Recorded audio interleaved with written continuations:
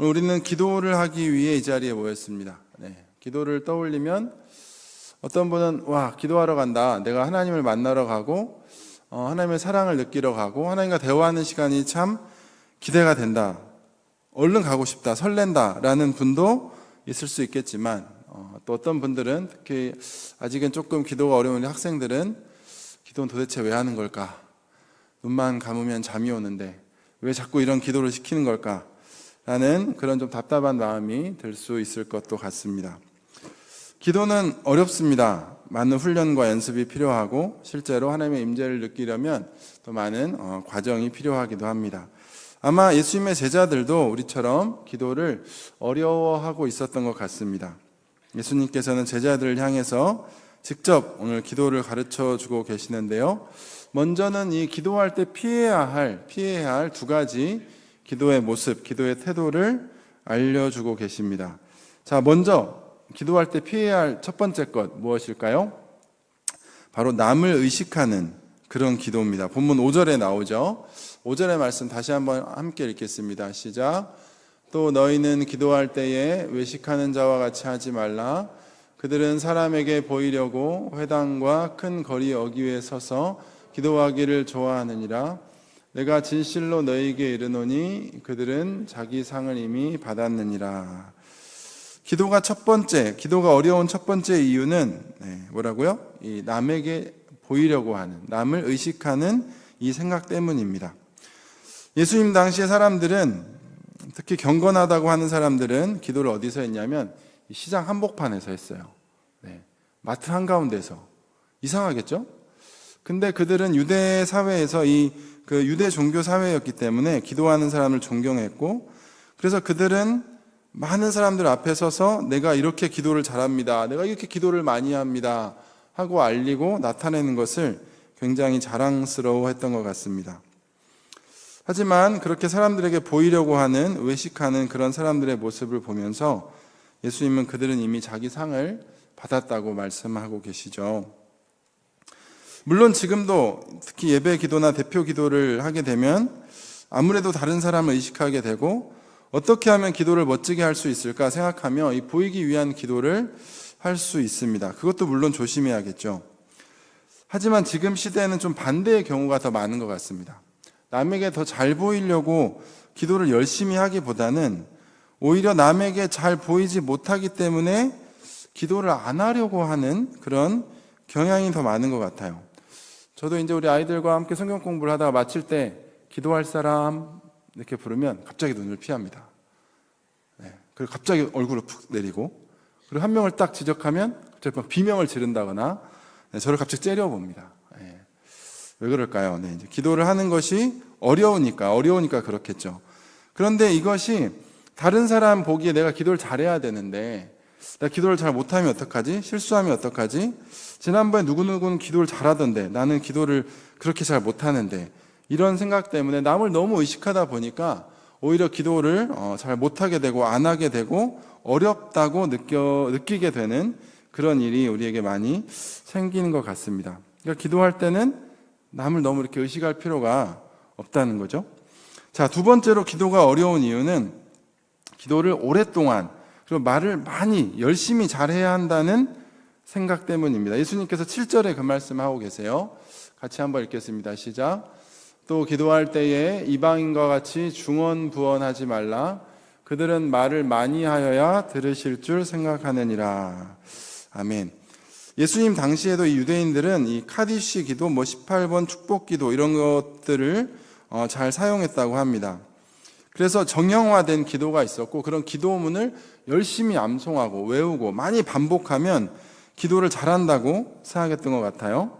그래서 그런 기도들을 오랫동안 했던 말을 또 하고 했던 말을 또 하고 그렇게 열심히 반복하고 내가 정말 지극정성으로 그렇게 오랫동안 말하고 기도하면 하나님이 잘 들어주시겠지라는 생각을 했다는 거죠. 그거는 뭐 이방인은 더 말할 것도 없고요. 사실 예전에 우리나라도 그런 모습들이 좀 있었습니다. 우리나라의 무신론, 이 무속신앙이 있을 때는 기도할 때 어떻게 했어요? 그 뒷마당에 물 한 그릇 떠놓고 열심히 비나이다 열심히 내가 정성을 다해서 이 천지신명에게 혹은 뭐 누구누구에게 열심히 기도를 하면 이런 나의 열심을 보고 나 이런 정성을 보고 기도를 들어주겠지라는 그런 마음으로 기도를 했던 것 같습니다. 그런데 우리가 하나님을 믿는 사람들도 그런 식의 기도를 하기 쉽다는 거죠. 내가 열심히 기도하고 말을 많이 하고 내가 이렇게 여러 가지로 막 끈질기게 기도하면 하나님께서 아마 설득되지 않을까? 하나님이 들어주시지 않을까? 하면서 기도를 했던 말을 또한 이런 중언부언하는 기도를 우리도 할 수 있다는 거예요. 그런데 그러한 기도는 한편으로 참으로 고역입니다. 그런 기도를 들으시는 하나님도 좀 고역이시겠고 그런 기도를 하는 우리도 귀찮고 힘든 일이라는 생각이 당연히 들 수밖에 없겠죠. 그러면 우리는 기도하기가 더 어려워지고 힘들어집니다. 자, 그래서 예수님은 그런 것들이 올바른 기도라가 아니라고 말씀하시면서 어떻게 기도해야 하는가? 첫 번째, 6절에서 이렇게 말씀하십니다. 우리 6절의 말씀 함께 읽겠습니다. 시작. 너는 기도할 때에 내 골방에 들어가 문을 닫고 은밀한 중에 계신 내 아버지께 기도하라. 은밀한 중에 보시는 내 아버지께서 갚으시리라. 아멘. 기도할 때는 남을 의식하라고요? 의식하지 말아라. 어디 들어가서 기도하라고요? 골방에, 아무도 없는 골방에 들어가서 오직 하나님만 바라보고 하나님만 생각하면서 기도하라는 거죠.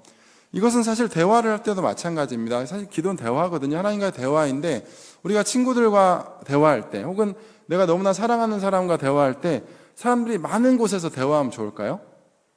여러분 친한 친구랑 얘기하고 싶은데 막 시끄러운 곳에서 기도하나요? 그러면 너무 대화에 집중이 안 되잖아요. 막 계속 귀에 어떤 소리가 들리면 얼마나 대화가 어렵겠습니까? 마찬가지입니다. 하나님께 나아가서 기도할 때는 아무도 없는 조용한 곳에서 오직 하나님만 생각하고 하나님만 바라볼 수 있는 그곳에 가서 기도하라는 거죠. 예수님께서 그렇게 하셨듯이 아무도 없는 곳에서 예수님은 늘 기도하는 것을 좋아하셨는데 우리도 오직 하나님만을 바라보며 하나님께 나아가서 기도하는 그 조용한 골방의 기도를 사모하라는 거예요. 자, 그렇게 하나님 앞에서 내가 대화를 나누고 기도하고 그런 것들이 많이 익숙해지다 보면 가끔씩 다른 사람들 앞에 가서 기도하는 것이 그렇게 어렵지 않겠죠. 그래서 하나님과 골방에서 충분한 대화, 충분한 만남, 충분한 기도를 하다 보면 사실 누가 듣든 듣지 않든 그렇게 크게 신경이 쓰이지 않을 겁니다. 이렇게 첫 번째는 하나님 앞에서 1대1로 하나님 앞에 나아가서 기도하라. 이렇게 예수님은 우리에게 알려주셨고요. 자, 그리고 또 하나 이제 8절의 말씀도 한번 읽겠습니다. 시작.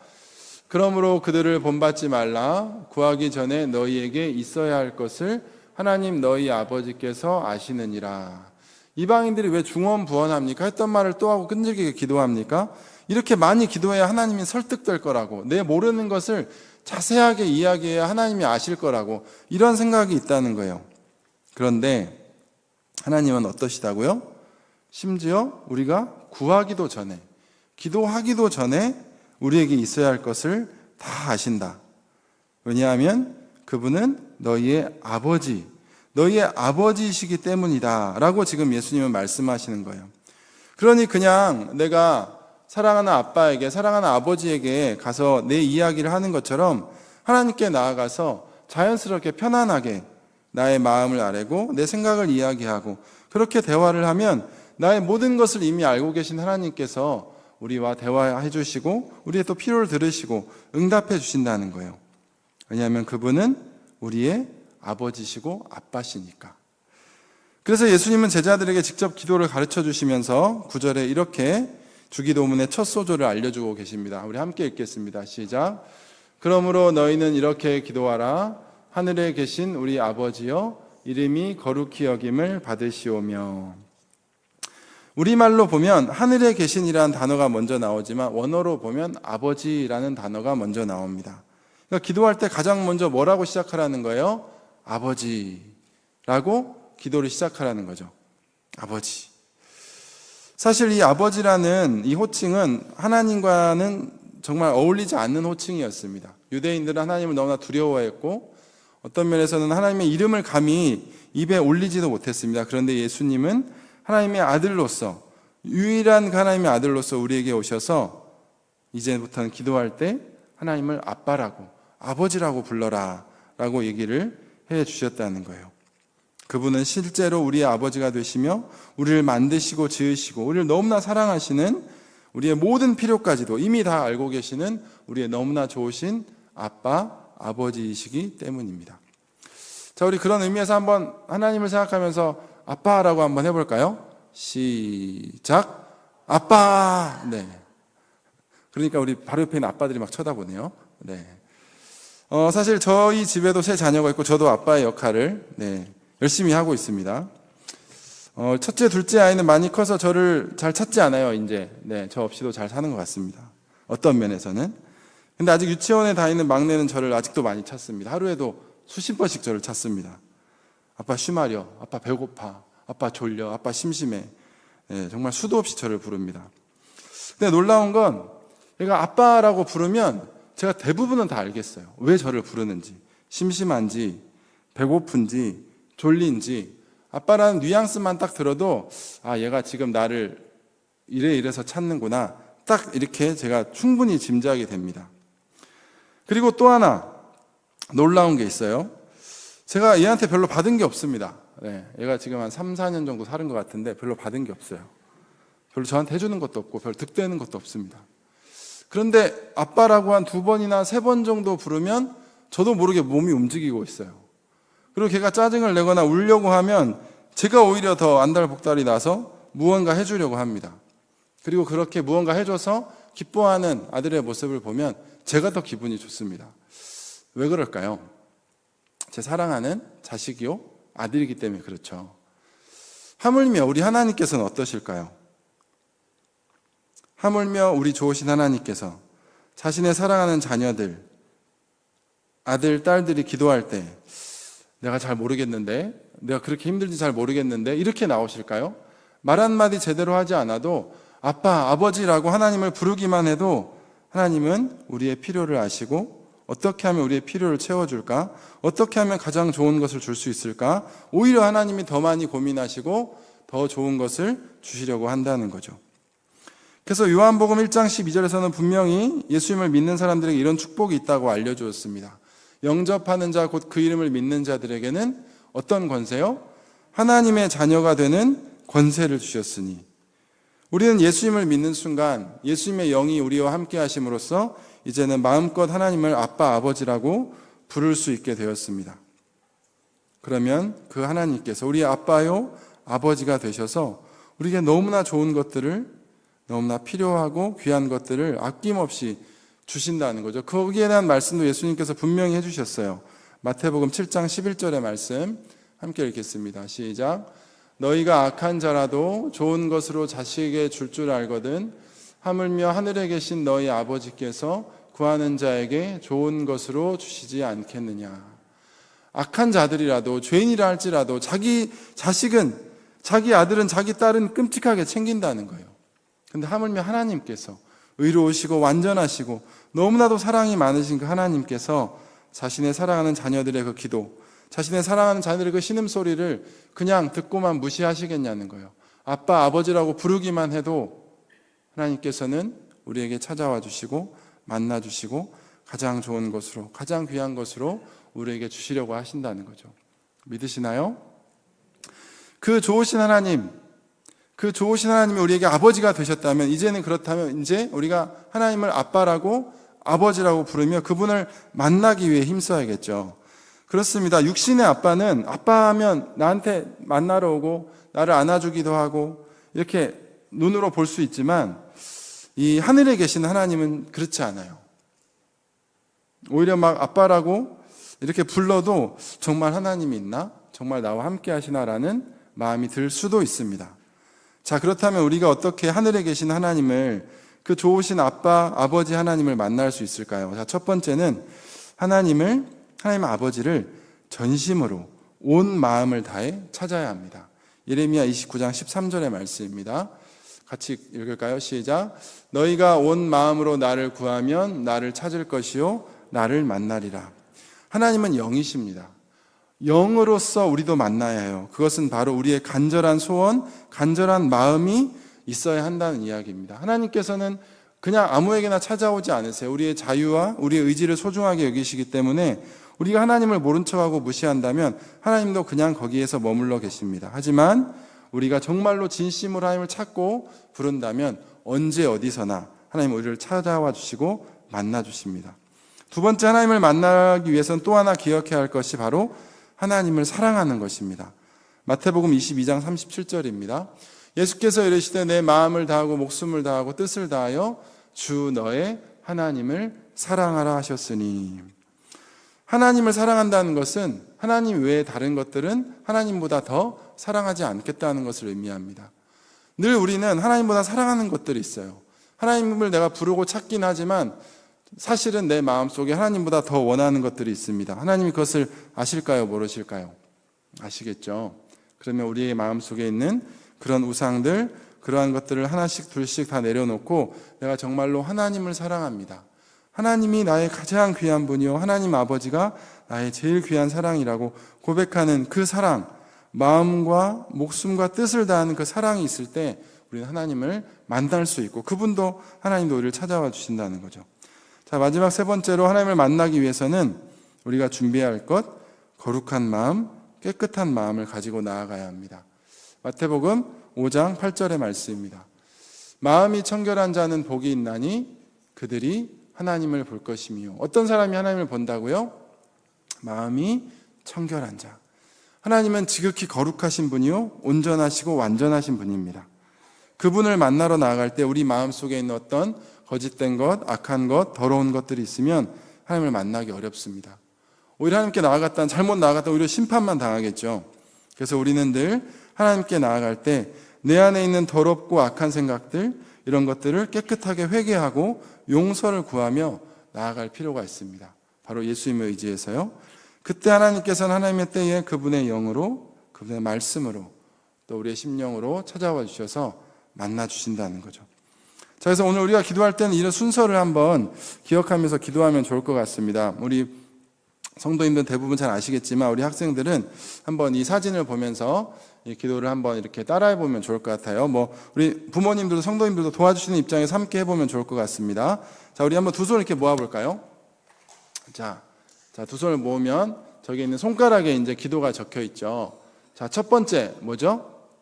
하나님 아버지. 기도할 때 하나님이 나의 아버지라는 것을 기억하고 아빠, 아버지라고 부르면서 간절히 하나님 아버지를 찾는 거죠.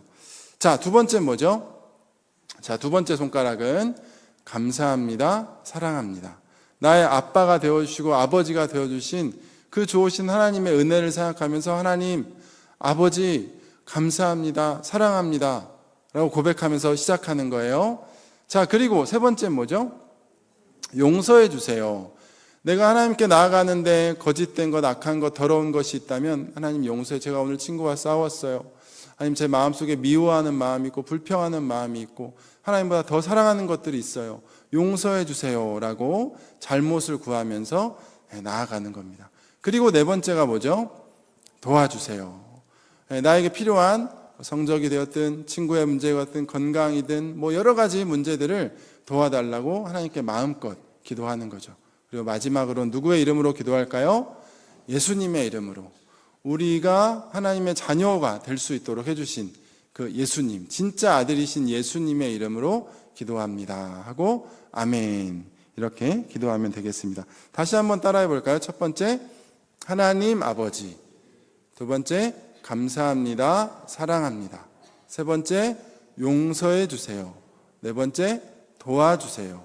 마지막, 예수님의 이름으로 기도합니다. 아멘.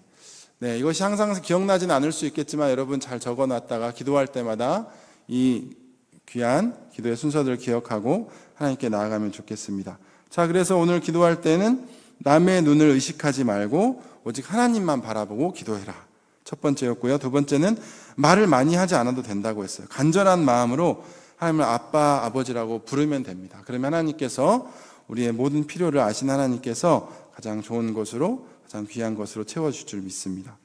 자, 그래서 이 순서를 기억하면서 오늘 하나님을 아버지로 부르면서 기도해보면 좋겠습니다. 그래서 기도하는 시간이 지루한 시간, 힘든 시간이 아니라 정말 좋으신 나의 아빠, 아버지를 만나는 시간이 되어서 그 기도의 시간이 기다려지고 설레고, 그래서 그 기도 시간을 통해서 힘이 나고 용기를 얻고, 그래서 우리의 어려운 문제들도 하나씩 풀려지는 그런 귀한 우리 모든 기도 시간이 될 수 있기를 주님의 이름으로 축원합니다. 아멘. 기도하겠습니다.